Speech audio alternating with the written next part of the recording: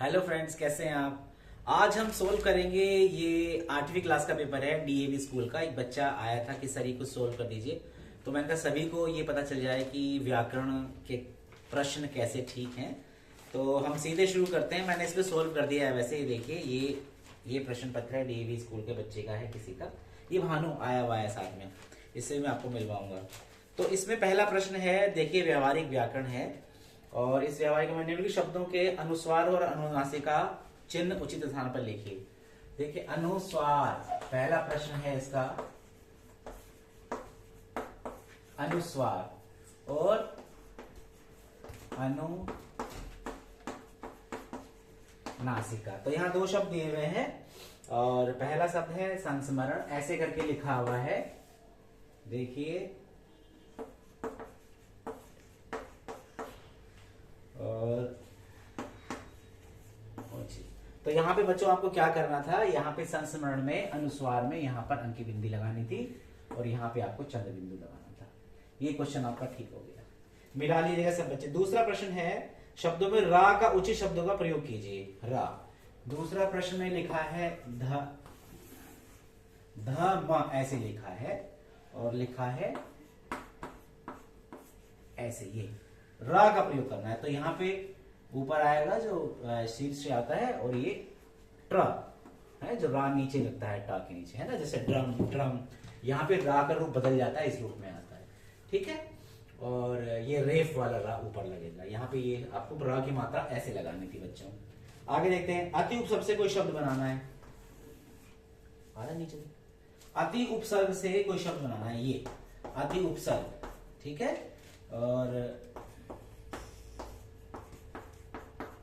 आप जानते हैं बच्चों उपसर्ग क्या होते हैं। उपसर्ग वे शब्दांश होते हैं जो किसी शब्द के आगे लगकर नए शब्द का निर्माण करते हैं। शब्दांश होते हैं, है, मूल शब्द के आगे लगकर नए शब्द का निर्माण करते हैं। तो मैंने इस बच्चे को बताया कि आप बना सकते थे अत्यधिक, अति जमा अधिक,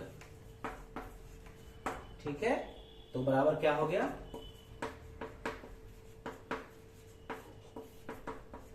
अत्यधिक, ये शब्द हो गया, ठीक है। तो ये हो गया हमारा मूल शब्द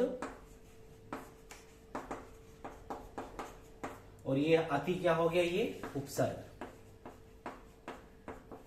और नया शब्द ये अत्यधिक। क्लियर है। आप मिला सकते हैं, मिटा सकते हैं और अपनी कॉपी में लिख के आगे के लिए इसको याद कर सकते हैं, क्योंकि जो बच्चे अभी 8th में है, 10th तक ये सब व्याकरण पीछे छोड़ने वाले नहीं है। और ऐसे ही प्रभु शब्द है, इसमें त्व आप लगा सकते हैं, प्रभुत्व आप बना सकते हैं, ठीक है। क्या लगा आपने, प्रत्यय। अब प्रत्यय क्या होता है, प्रत्यय वे शब्दांश हैं जो किसी मूल शब्द के पीछे लगते हैं। उपसर्ग आगे लगते हैं और प्रत्यय पीछे लगते हैं। पीछे लगने के बाद वे शब्दांश है, देखिए शब्द के अंश हैं, शब्दांश है ना। और किसी मूल शब्द, किसी शब्द के, ऐसे बोलिए, किसी शब्द के पीछे लगते हैं और नए शब्द का निर्माण करते हैं, ठीक है। उपसर्ग और प्रत्यय में ये अंतर है।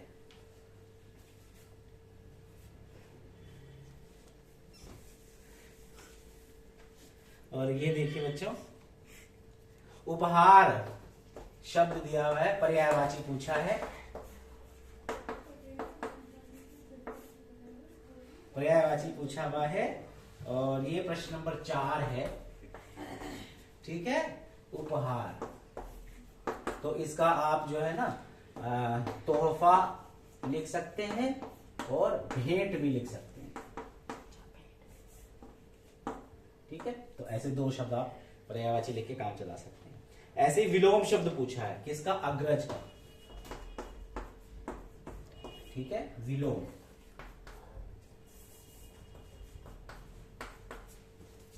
क्या पूछा है, विलोम पूछा, विलोम शब्द,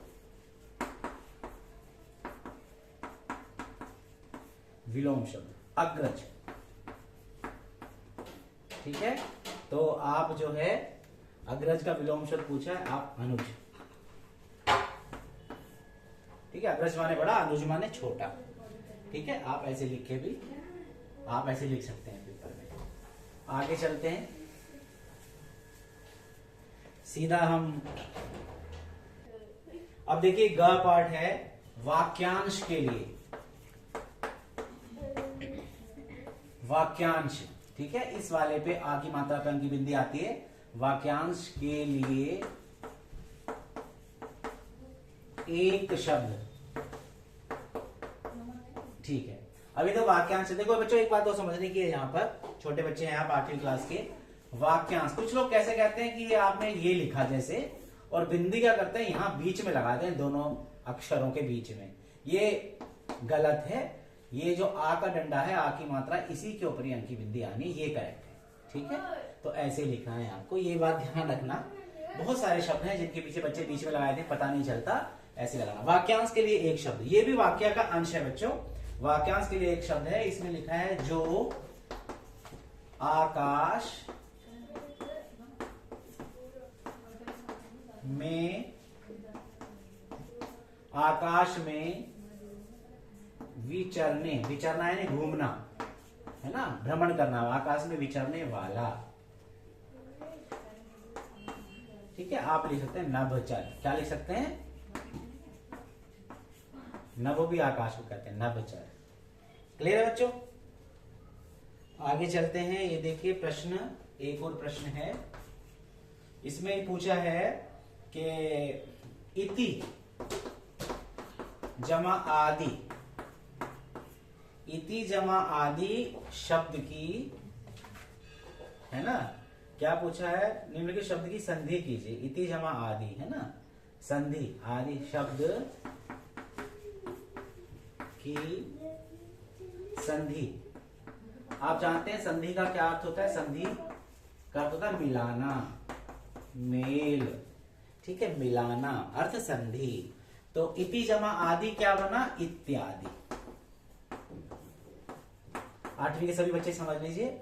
और ये इत्यादि जो है यण संधि है, ये नहीं पूछा है इसमें बच्चों, लेकिन ये आप समझ लीजिए ये यण संधि है। क्यों यण संधि है? स्वर संधि जो होती है, स्वर संधि के 5 भेद होते हैं, दीर्घ, गुण, वृद्धि, यण, अयादि, है ना, तो ये यण संधि है। लेकिन ये नहीं पूछा आपके पेपर में, आपके पेपर में सिर्फ इतना पूछा है कि इति जमा आदि शब्द की संधि कीजिए। तो इति जमा आदि शब्द की संधि में आपको इत्यादि, बस यही शब्द बनाना है संधि करके। क्लियर है बच्चों? यहां तक आगे चलते हैं। एक प्रश्न और है इसके अंदर, उमेश शब्द की संधि कीजिए। संधि विच्छेद करना है। उमेश, ये खा है, 5वें प्रश्न का खा है, ठीक है, प्रश्न 5 का खा लिखा है। उमेश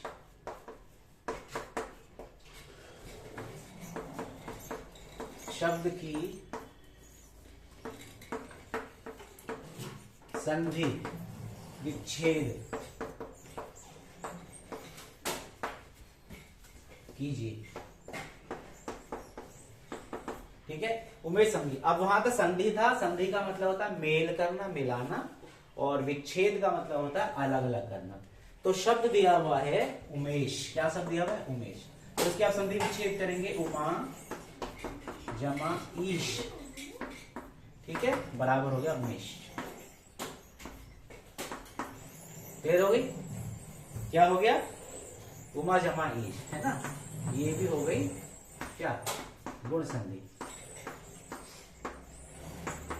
ठीक है। जैसे कि मैंने आपको बताया था स्वर संधि के 5 भेद होते हैं, दीर्घ, गुण, वृद्धि, यण, अयादि, है ना, तो ये कौन सी संधि होगी? गुण संधि।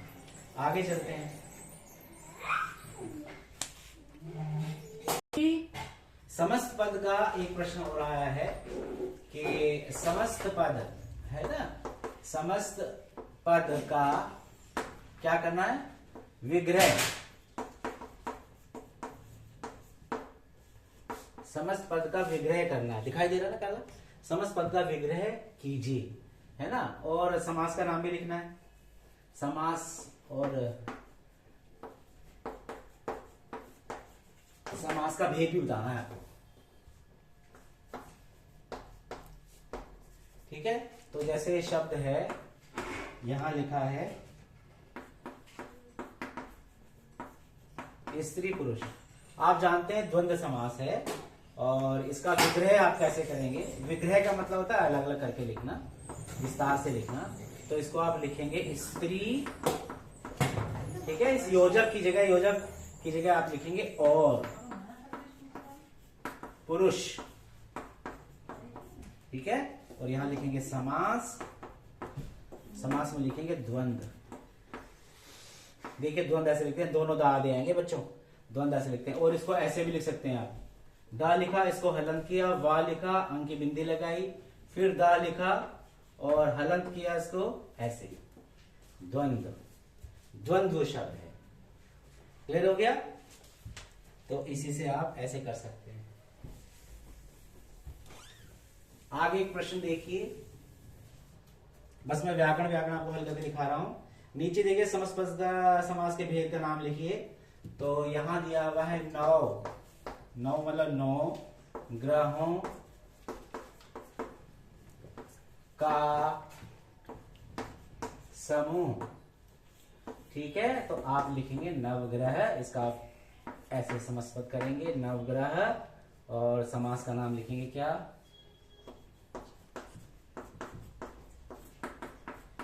द्विगु। क्लियर होगी बात? तो आप ऐसे लिखेंगे, ठीक है। एक ये प्रश्न है, तो इसमें पूछा है रचना के आधार पर वाक्य भेद लिखिए। ये क्वेश्चन है रचना के आधार पर वाक्य भेद लिखो, ये पूछा है। अच्छा देखिए रचना के आधार पर, पहले तो वाक्य समझ लीजिए आप। यहाँ वाक्य जो है, ये वाक्य पूछा है रचना के आधार पर। वाक्य आप जानते हैं सार्थक शब्दों का ऐसा समूह जिसका पदक्रम सही हो, पूर्ण अर्थ प्रकट करे, वाक्य कहलाता है। और वाक्य को आप 2 भागों में बांटते हैं। कैसे? एक अर्थ के आधार पर, एक रचना के आधार पर। अर्थ के आधार पर 8 प्रकार के वाक्य हैं और रचना के आधार पर 3 प्रकार के वाक्य हैं। रचना के, यहां रचना के आधार पूछ रहे हैं, मैं रचना ही लिख रहा हूं, रचना के आधार पर, ठीक है। 3 प्रकार के। नंबर 1 का डाल रहा हूं, सरल वाक्य, ठीक है। नंबर 2 संयुक्त वाक्य, और नंबर 3 मिश्र, इसे कहीं कहीं मिश्रित भी लिखा रहता है, मिश्र वाक्य, ठीक है। ये 3 प्रकार के हैं। तो यहां पे प्रश्न पूछा है रचना के आधार पर वाक्य भेद पढ़िए। अब मैं वाक्य लिख रहा हूं, जो वाक्य आपको बताना है, ठीक है। अब वाक्य पूछा है, जब तुम पढ़ रहे थे, ठीक है, तब मैं खेल रहा था, ठीक है।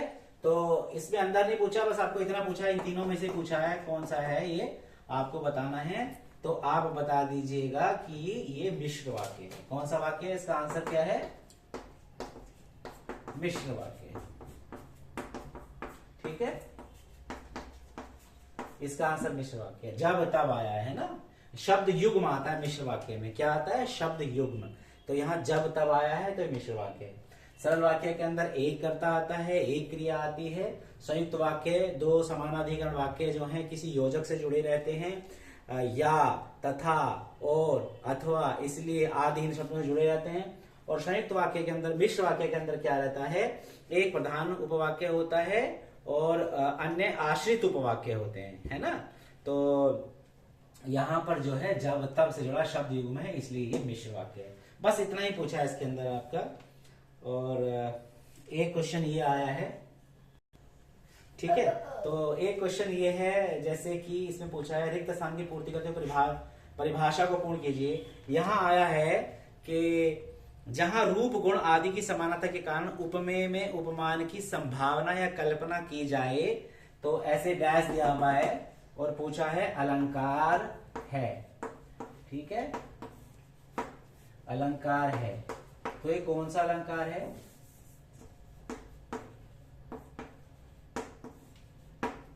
ठीक है, तो यहाँ पे मैं फिर से पढ़ता हूँ बच्चों, ध्यान दीजिए। जहां रूप गुण आदि की समानता के कारण उपमेय में उपमान की संभावना या कल्पना की जाए वहां डैश दिया हुआ देखिए, तो मैंने लिख दिया है यहाँ पर उत्प्रेक्षा अलंकार होता है। कौन सा अलंकार होता है? उत्प्रेक्षा। क्लियर हो गई बात? आगे चलिए, एक और पूछा इसी के, ये का है और इसी में खा भी पूछा गया है। काली सड़कें तारकोल की अंगारे सी जली पड़ी थी, है ना। काली पूरा रख देता हूं, काली सड़कें तारकोल,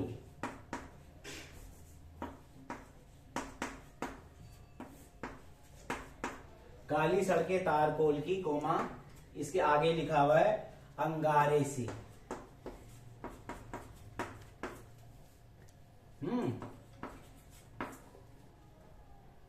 अंगारे सी जली पड़ी थी, पूर्ण विराम। तो यहां कौन सा अलंकार है? उपमा।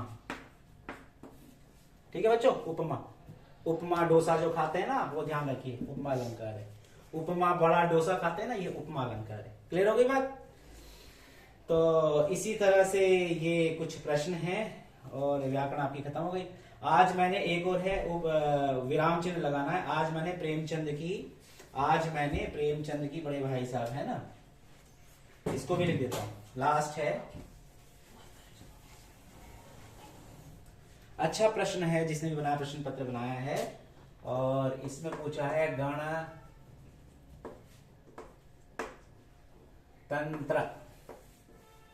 ठीक है, दिवस की परेड, ऐसा कुछ है। गणतंत्र दिवस की परेड में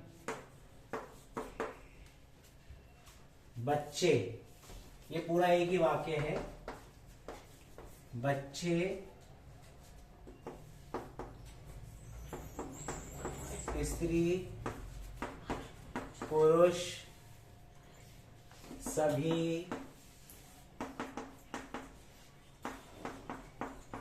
एकत्रित हुए, ऐसे लिखा है। आपको विराम चिन्ह लगाना है। क्या लगाना है?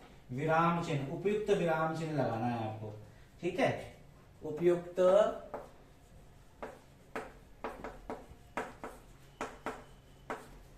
विराम चिन्ह लगाना है, ठीक है।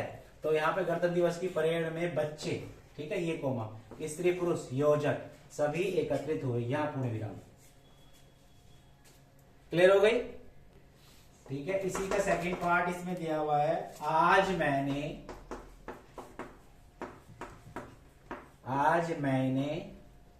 क्या किया? प्रेमचंद, ये नहीं दिया हुआ है ना। प्रेमचंद आप जानते हैं, मुंशी प्रेमचंद, है ना। प्रेमचंद की बड़े भाई साहब, ये इनकी कहानी है। आज मैंने प्रेमचंद की बड़े भाई साहब कहानी